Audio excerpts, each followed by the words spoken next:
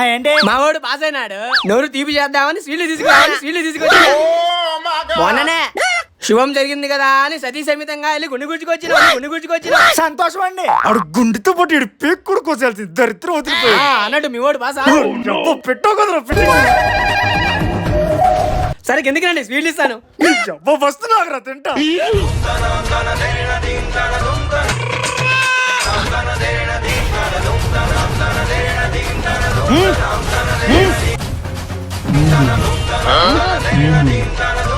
Fail.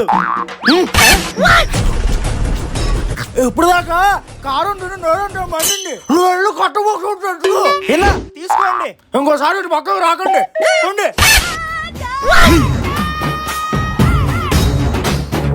మీ కొడుకులో నాకు కనపడాలి. నా కొడుకు